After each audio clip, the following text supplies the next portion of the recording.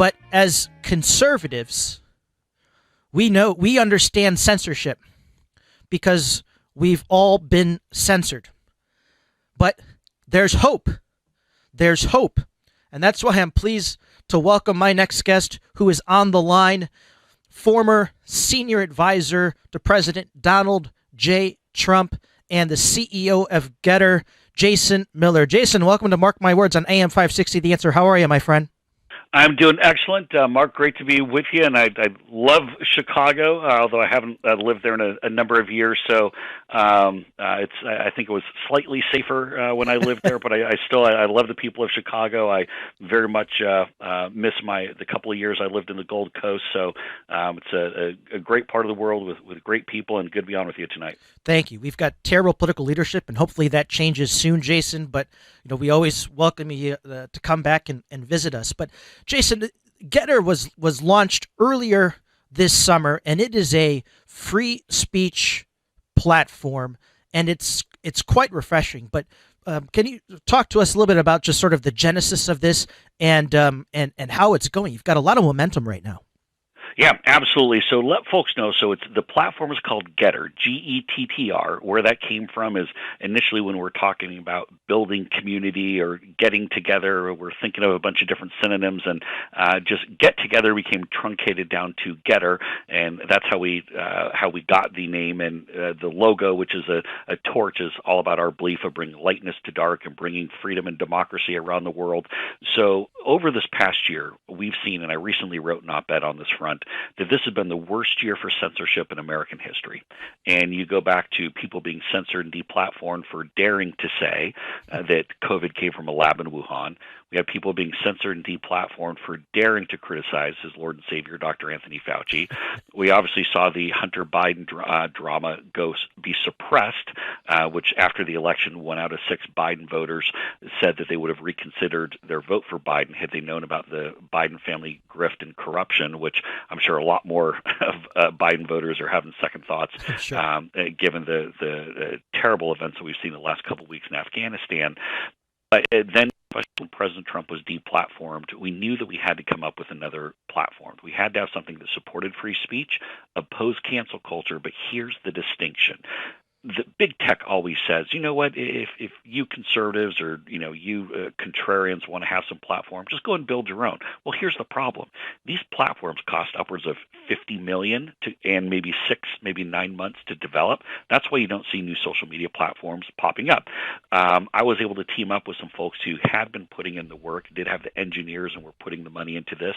And as I was sitting with President Trump in the post-presidency phase, and I was seeing kind of what stage development all these different companies were. I was like, you know what? These guys have the right technology, the right value set that I want to be on board with. So we launched July 4th. We're already at 2 million users.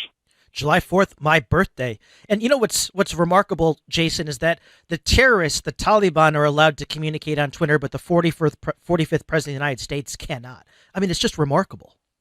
Yeah, and this is just mind-boggling. I mean, that's and really what we're seeing here. This isn't some act of, say, moderation gone awry. Just so people know what moderation is. That's basically every platform has some aspect of community standards. Where you're, so for example, not supposed to post pornography, except you go on Twitter and it pops up all the time. Or you're not supposed to have, say, threatening to go and cause bodily harm to somebody. That sort of thing. Those are much in the same way you can't walk into a pub in Old Town and threaten someone physically. Although if you did that, you'd probably get a knuckle sandwich. Or some pub on Division. You probably they tell you that you're number one real quick, but you can't do that in the cyberspace. But that's not what this is. What this is political discrimination. What I mean by that is the big tech companies, the billionaires in Silicon Valley, are now picking winners and losers in the free speech debate. And here's the thing, Mark. It's not just the U.S. that's having this problem with people being deplatformed, censored, and even a White House now that says we're working with the big tech companies to pick winners and losers in the free speech game. It's all around the world. This is happening everywhere. And if you think that Americans are ticked off, that 3 billionaires in Silicon Valley are playing judge, jury, and executioner with our free speech rights. Imagine if you live in the UK or Brazil or Japan. You're like, wait a minute, why are these 3 billionaires in Silicon Valley telling me as a Brit or a Brazilian or a Japanese person what my free speech rights can be? You're right. And, it's amazing. I mean, you've got all these people, Steve Bannon, Bruce Lavelle, General Flynn, Dinesh and Debbie D'Souza, Mayor Giuliani, Mark Levin, Representative Marjorie Taylor Greene, former New York City Police Commissioner Bernie Kerik, all on GETTR. And I just joined as well. And I encourage everybody to go and sign up for GETTR. Jason, I'll be promoting this like crazy, but we've got about 40 seconds. I wanted to get your thoughts, your quick analysis on Afghanistan. Yeah, this is really troubling. I'm 46. I've never seen in my lifetime us lose a war. I've never seen us. President Trump never took us into a new war. Joe Biden has already somehow managed to lose us a war. It's everything about this has been wrong. There was a strategy. There was a plan. All Biden had to do was follow the plan.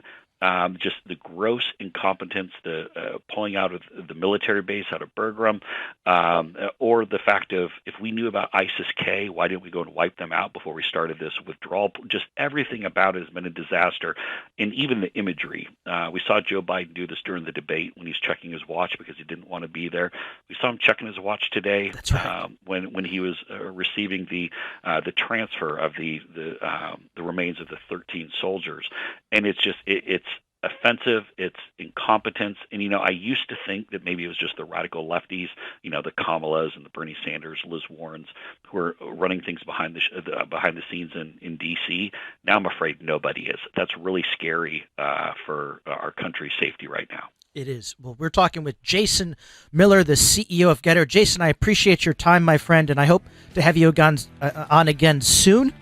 And I encourage everybody to get on GETTR. Jason, thanks again. Thank you. You're listening to Mark My Words on AM 560 The Answer. We'll be right back, and I'll take your calls next.